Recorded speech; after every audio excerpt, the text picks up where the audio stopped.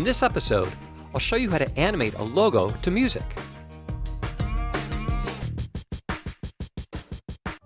I'm Mark Spencer from RippleTraining.com. Welcome to Motion Magic, where you'll learn visual effects and motion graphics in under 5 minutes.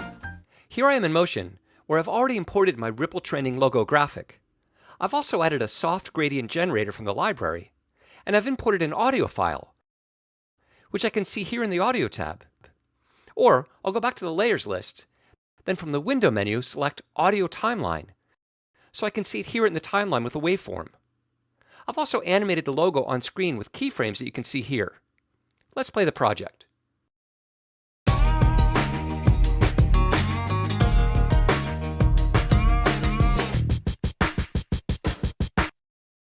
To animate the logo to the music, I'll use the audio parameter behavior. One way to apply it is to go to the library, to Behaviors, to Parameter. Then I'll drag the audio behavior onto the logo in the Layers list. In the heads-up display, I'll choose the source audio from the To pop-up menu.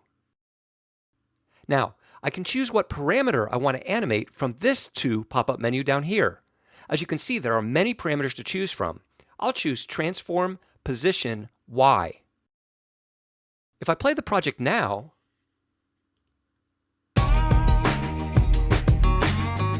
nothing animates.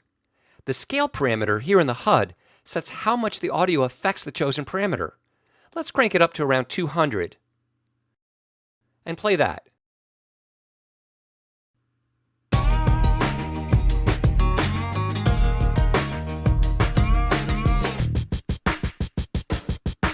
For more control over the animation, I like to go to the Inspector to the Behaviors tab. Here, I have the same controls in the HUD and some additional ones.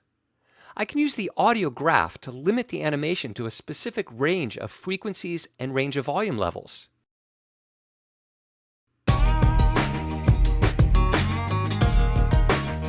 For this example, I'll include all frequencies and levels. I can smooth the overall animation with the smoothness.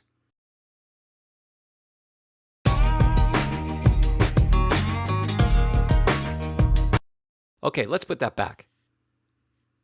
Rather than smooth the overall animation, I often change peaks to smooth to make the animation just a little less frenetic.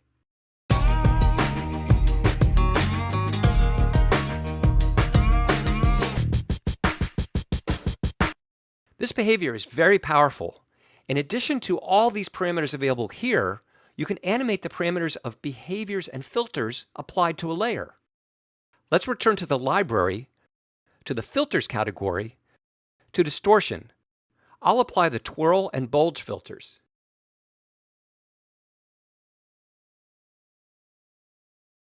I'll move the playhead to where I can see the logo. Then in the Filters inspector, I'll set the Twirl to 0 and the Bulge amount to 0 so they don't affect the logo. I want the audio behavior to animate these parameters, so I'll return to the Behaviors inspector and set Apply to Filters, Twirl, Twirl. And I'll set the scale to 2. Then I'll duplicate this behavior by selecting it in the Layers list and pressing Command D. I'll rename them. I'll set this one to Filters, Bulge, Amount and crank up the scale close to 4000. Finally, in the timeline, I'll move the playhead to the point where the snare hits start. Select the audio behavior that affects the twirl and press O to trim it so that only the bulge will affect the rest of the animation. And let's play that back.